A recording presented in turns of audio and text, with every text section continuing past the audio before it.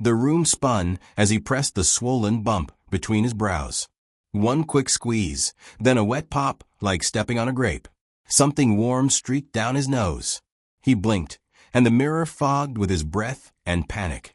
The skin around the pore didn't relax. It buckled. A pale thread rose from the hole, slow and stubborn, as if the pimple were exhaling. He froze, fingers slick, watching it extend. Too long, too thick, not pus, not hair. It writhed once, a tiny muscle flex under the surface, and his stomach lurched. He tried to wipe it away with a towel, but the thread held, anchored inside him. When he tugged, pain sparked behind his eyes, deep and nauseating. The thing pulled back, then surged forward again, pushing against the opening as if it wanted out. A faint clicking filled his ears, maybe the bathroom fan, maybe something else. His vision tunneled.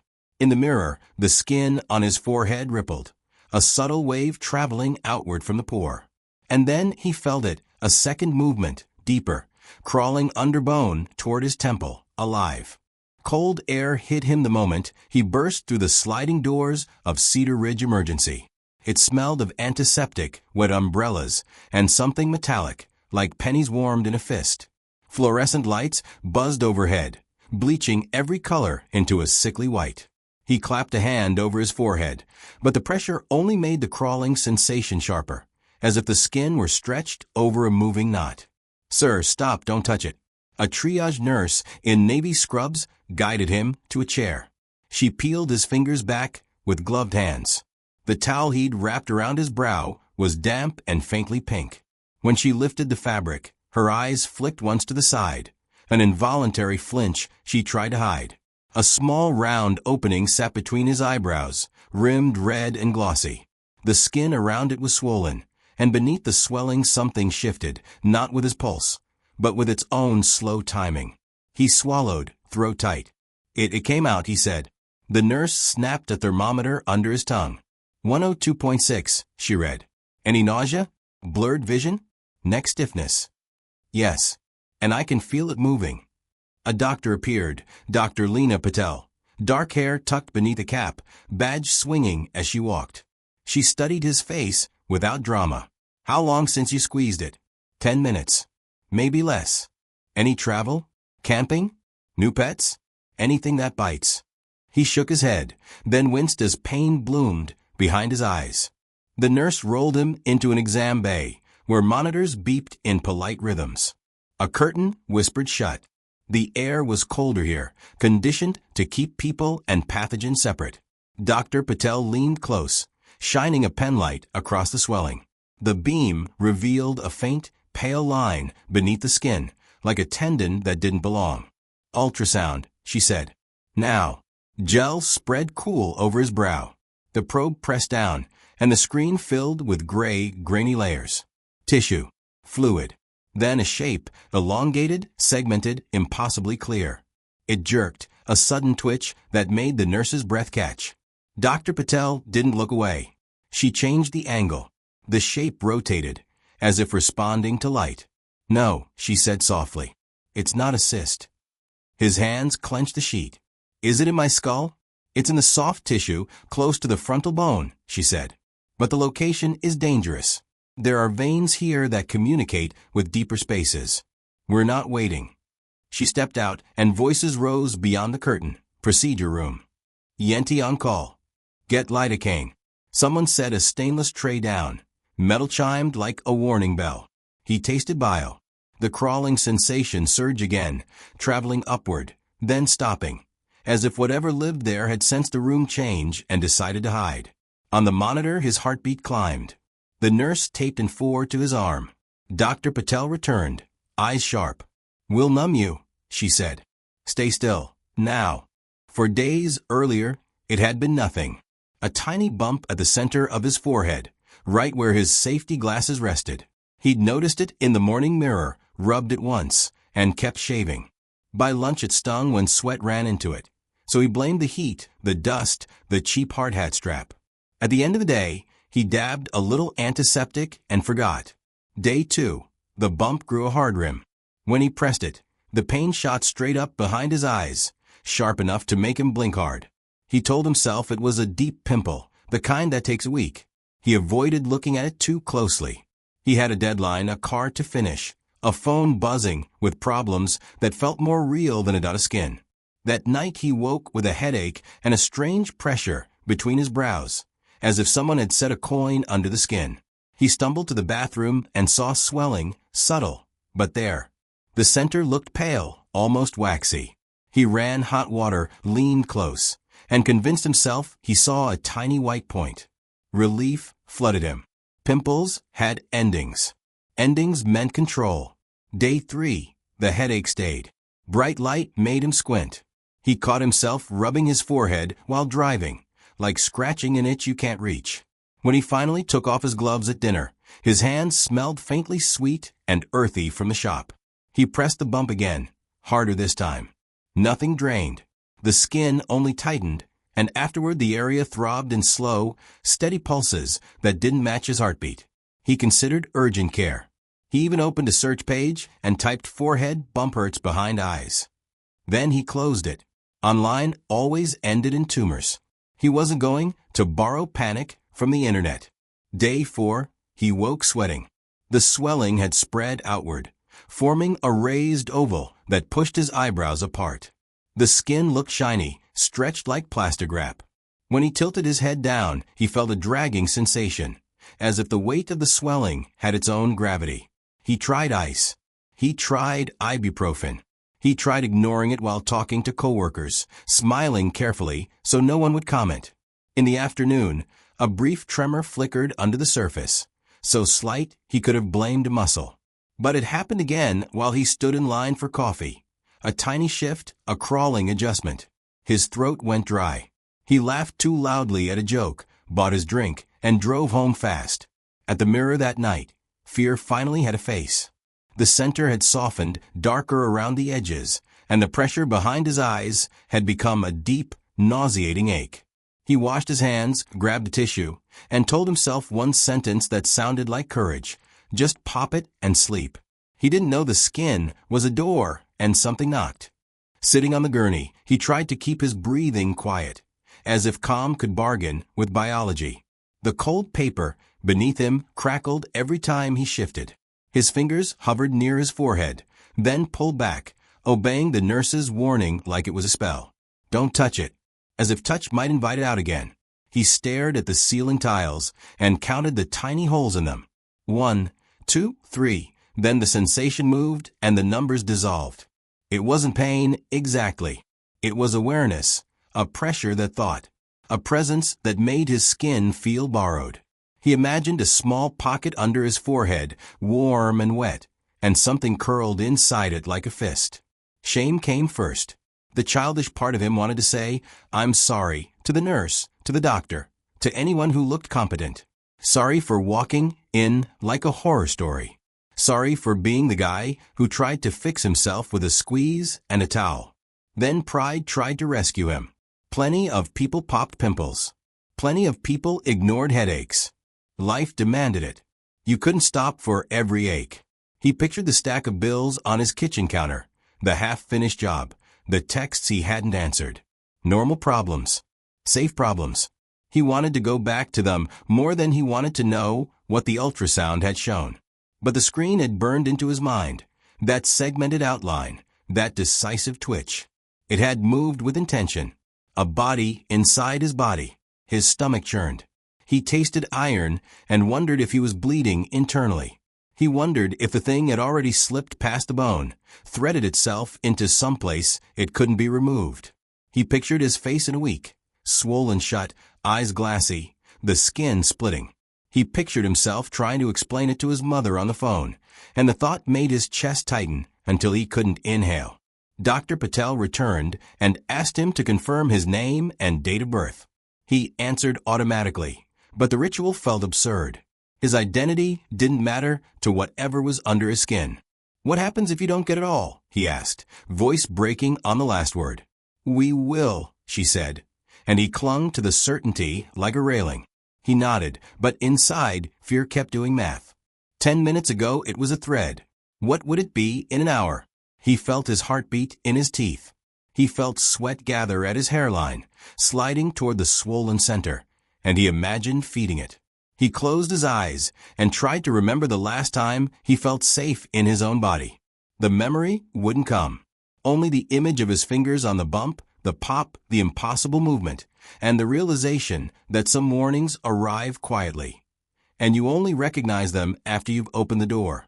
The procedure room felt brighter than the rest of the ER, a white box lit like an interrogation. His head rested in a molded cradle.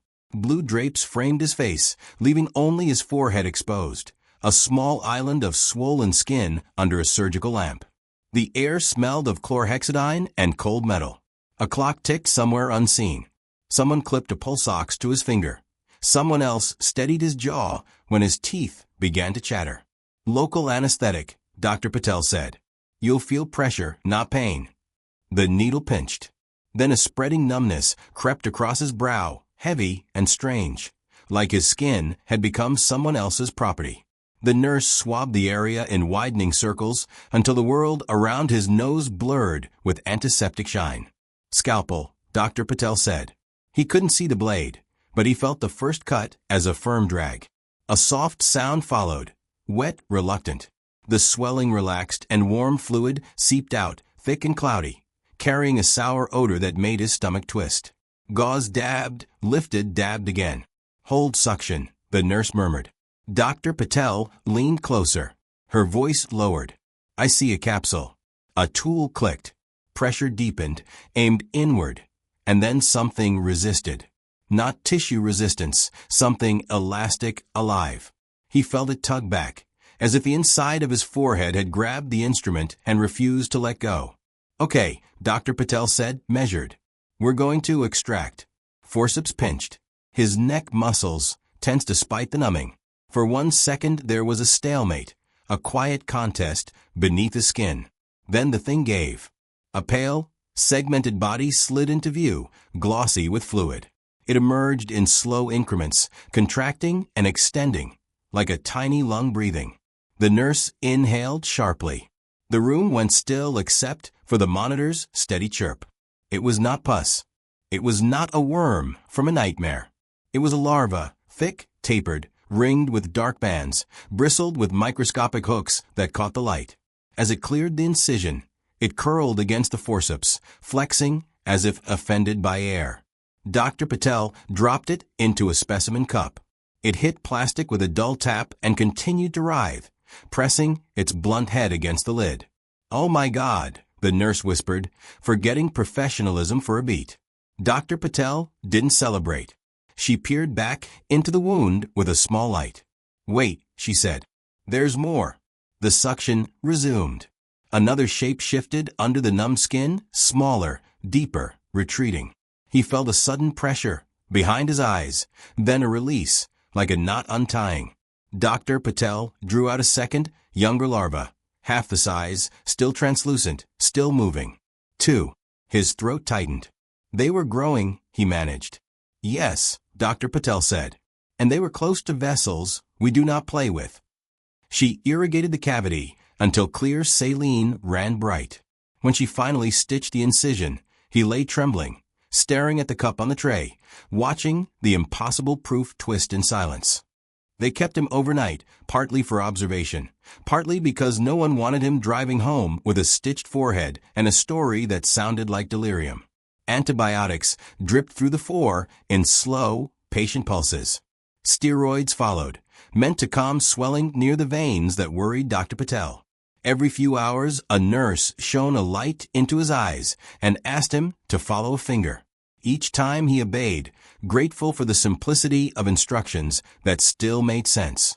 By morning, the pressure behind his eyes had eased, but a new ache settled in, an emotional soreness, like bruising in places no scan could show. When Dr. Patel returned, she carried a small plastic jar inside a biohazard bag. The larvae floated in preservative, pale and curled, their bodies reduced to artifacts. They looked smaller now, less powerful, yet his skin crawled anyway. He called his sister and tried to tell it like a joke. Halfway through, his voice shook. She went quiet, then said, "Promise me you'll stop pretending you're unbreakable." he promised, and felt the lie crack open right there. Cutaneous myiasis, she said gently. Likely introduced by an insect bite. Forehead is uncommon, but not impossible. You did the right thing coming in. He almost laughed. Coming in after popping it. Coming in after the door had already opened.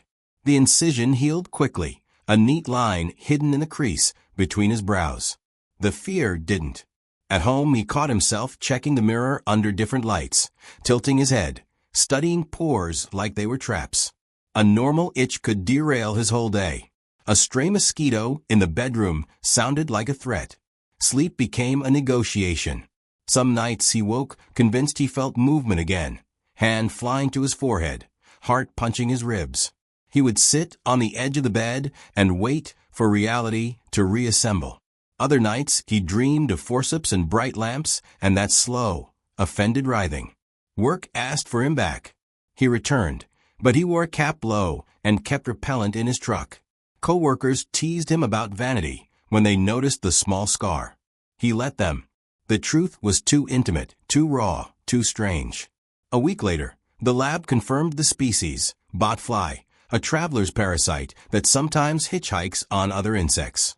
Dr. Patel explained how the larvae breathe through a pore, how they anchor with hooks, how inflammation can spread.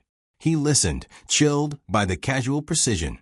What if I hadn't come in? He asked. Her pause was honest. The infection could have tracked deeper. Forehead veins can connect to dangerous spaces.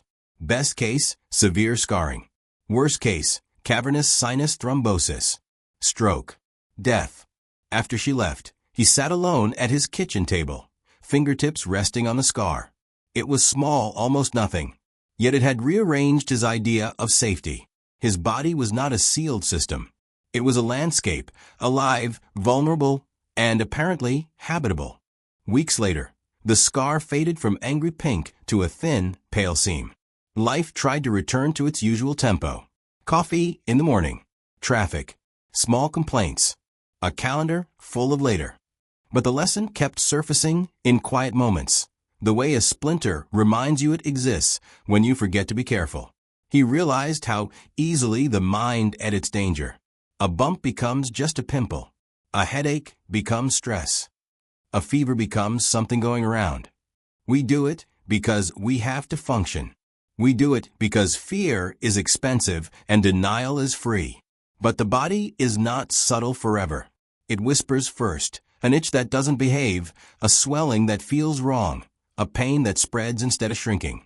If you keep dismissing the whisper, the body eventually upgrades to shouting. And shouting is messy. What happened in his forehead wasn't magic, and it wasn't fate.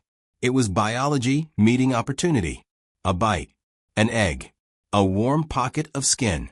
A few days of, I'll deal with it tomorrow. That's all it took for something alive to claim a room inside him. He didn't blame himself anymore for being human. He blamed the myth he'd inherited. That toughness is silence, that asking for help is weakness, that you should only go to a doctor when you can't stand up. The truth is uglier and kinder at the same time. Our bodies are fragile machines made of wet tissue and electricity, and they deserve attention the way engines do. Ignore a warning light long enough, and the damage doesn't care how busy you were. Dr. Patel had said it plainly. There are places on the body where infections travel fast and consequences travel faster. The face, the neck, the spaces around the brain. You don't need to memorize anatomy to respect it. You only need to notice patterns, sudden change, escalating pain, fever, swelling, numbness, spreading redness, anything that feels like it has its own momentum. He started keeping a small rule for himself. If a symptom makes you say, "That's weird," twice in the same day, stop negotiating with it. Get it checked. Let someone with training and tools decide what it is. The cost of being wrong is usually a bill and a little embarrassment. The cost of being right too late can be a scar you carry where everyone can see it, or a story you never get to finish. Some warnings arrive dressed as ordinary. That's what makes them dangerous. They don't look like emergencies until they are. He still pops normal pimples sometimes, because humans are stubborn. But now he pauses first, washes his hands, watches for heat, for spreading redness, for that unnatural pressure. He respects the simple truth. Your body is the only home you truly live in. When it starts acting haunted, don't argue with the ghosts. As soon as call for help. On a Sunday evening, he stood in his bathroom again. The same mirror, the same sink, the same hum of the fan. The difference was the small line on his forehead and the way he looked at himself now. Less like an owner, more like a caretaker. He opened the medicine cabinet and threw out the expired ointment he'd once trusted like a charm. He lined up fresh bandages, antiseptic wipes, a tiny digital thermometer. Not because he wanted to live in fear, but because he wanted to live in reality. He scrolled through his phone and found the photo Dr. Patel had offered to show him. The ultrasound image, grainy and undeniable. The segmented shape where no segmented shape should be. He didn't share it online. He didn't need strangers to recoil for the moment to be real. But he did type a message to a group chat with friends who always joked about walking it off. Not trying to be dramatic, he wrote. If something on your face or neck swells fast, hurts behind your eyes, or you get a fever, don't wait. I waited. It got bad fast. They responded with shock emojis, with questions, with jokes that tried to soften the edges. One friend admitted he'd been ignoring a lump on his jaw for months. Another said she'd been putting off a skin check. The conversation shifted quietly into something honest. People started naming the little things they'd dismissed. That was the strange gift of his nightmare. It made denial harder to hide behind humor. So here's what he wishes someone had asked him 4 days earlier, before his fingers ever touched that bump. Have you ever ignored a symptom because you were busy, embarrassed, broke, or convinced it would disappear? Have you ever told yourself, I'll deal with it tomorrow, and felt that tomorrow arriving with teeth? If you have, you're not alone. Most of us are experts at postponing ourselves. But bodies keep receipts. If you're comfortable, tell your story in the comments. Something small you ignored, something you caught in time, or something you wish you had. Not for drama. For the person scrolling at midnight, rubbing a swelling they're trying not to think about. Your words might be the nudge that gets them to a clinic instead of a procedure room. And if this story put a chill under your skin, share it with a friend who always says, it's probably nothing. Sometimes it is. Sometimes it isn't. Either way, paying attention is cheaper than pretending. He turned off the bathroom light and walked away from the mirror. In the dark, the house was quiet. His forehead didn't itch. Nothing moved. But he knew, with a clarity that felt like steel, that silence isn't proof of safety. Only a pause before the next whisper.